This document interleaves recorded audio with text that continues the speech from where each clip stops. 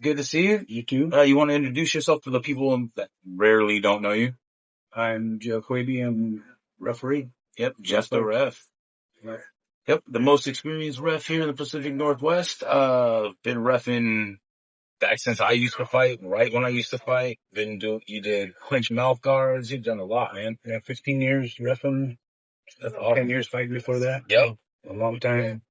Got a lot of experience. Yeah, I've seen a lot of stuff.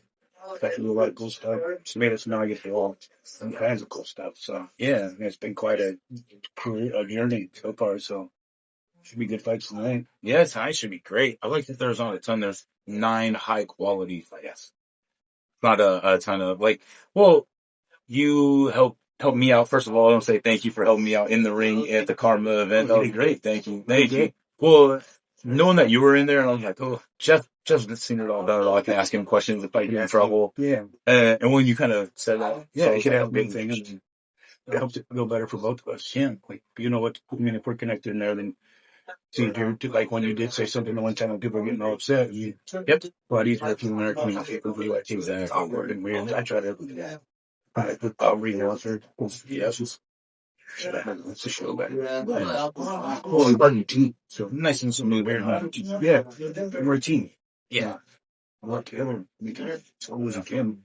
It was weird. They're awkward and stuff. And then people are watching like, guys even like each other. Yeah. The deal is like maybe I won't come to this show anymore. Yeah. So the cohesiveness really was there. So I appreciate that. Yeah. Plus, what I was gonna say, this is pretty much one of the biggest shows in Washington State, if not the biggest. And the Karma event, that was their very first event. So you're doing everything from amateurs to high level pros. And I know you did the UFC event, which was huge. I mean, everybody in the community pretty much blew their mind. So mine too. Yeah. That's pretty awesome. Yeah. It seemed surreal.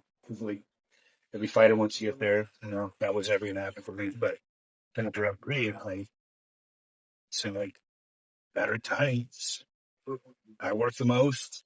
I get the most reps. They came here. It seemed like it would make sense, and then finally they came here after 12 years, and then boom, I got the call, and it was like, holy shit! Time to get not chubby. Yeah. Time to get in shape. You looked good in there, and then I saw you right after at the WFC events. You looking super lean and swollen, man. Yeah.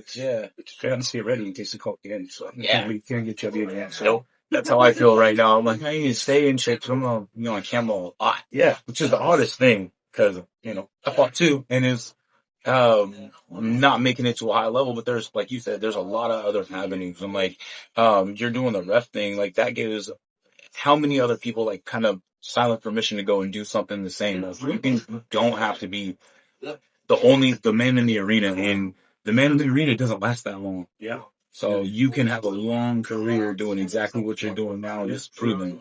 Just still stand in the middle in a good fight, and I don't get kicked in the head anymore. That's what you said to me when you're in there. That's the best part. Yeah. I get to be right. There's not a closer person. I occasionally get kicked, but my head. Full clean. I'm gonna get once a show. I'll get a little elbow or a punch, but yeah. What do you guys make to stop?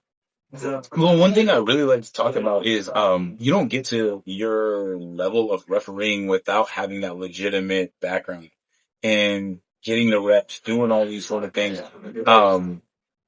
There's just times where like you have the final say and everything like that when it comes into what happens in the cage. And every time you do a rules meeting, I love it because you're like, if I see this is what I'm going to call. If this is what happens, I see this start to happen. If there's any question, I'm going to pull it off. You know what I mean? And I'm sure you had a little bit of a different talk at the UFC event because those are about as high as the guy can go. So you're going to let things probably further than an amateur guard, maybe. Way different. Yeah. You don't rule all the rules. You don't read all the fouls. You just have a list of things that you're going to be looking out for. You talk to only your fighters. You don't talk to all of the fighters. Like, I did 2 fights. I talked to 4 guys. They know the rules. You know everything. So tell them the rules are most offensive. If you like, right, telling them the silly shit. Like, I'm fight. I'm not going to get you dumb speech and fucking bro. So that makes sense. And then you have that consideration actually says a lot too, because I'm sure there's people that are like, I don't care who you are. I'm still going to go through it. I mean, and to have that consideration, like, look, man, I know you know what you're doing. There's still a reason I have to talk to you, but That's awesome. Like little things, watch that your head, go to a snap you. Yep. Have fun off that, stay out of the way. But you guys kill each other and it was beyond cool. It was, I was just gonna just say. unbelievable to be like day when the king finally was just like really walking in here, and when I got in there, all the other real UFC legend referees were there, and the judges, and just like this amazing. You guys, walking out of that cage first time standing on stuff, and I was like, Oh man, I'm sure.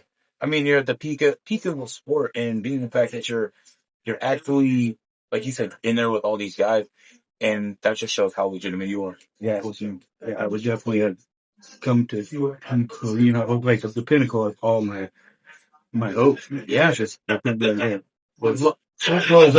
anybody deserves to hear locally is you, especially Hopefully they branched out a little bit and they'll start thinking out other events. I know just what's not within their choice market, but we're getting big rings though. This set a record, largest North American decade. Yes, sold out. We were super happy. They were happy with everything, so they'll definitely come back. As far as going to other places, how it works is you get on a list. He just said, I send a list of world-class professionals at every region. And there's a show, and send it to them and say, these are your choices. So I'm on the list of choice. But, if you're on the list of choices, it also has Herbie and Jason Herzog and all these guys. Well, who the fuck is Jeff? So I don't have that big of a name. So Yeah. the chances of me getting picked somewhere else are not real good, but they do know I have a passport. I stay ready. I know I drop moments notice with my job. So I just try to stay ready, but if it never happens again, still super happy and honored and all that. But yeah, as far as traveling other places, it's not likely, but I'm on the list, man. That's all you can hope to be on the list. And then maybe you get to whatever happens.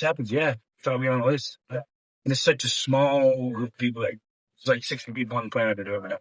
Everybody. That's a small group.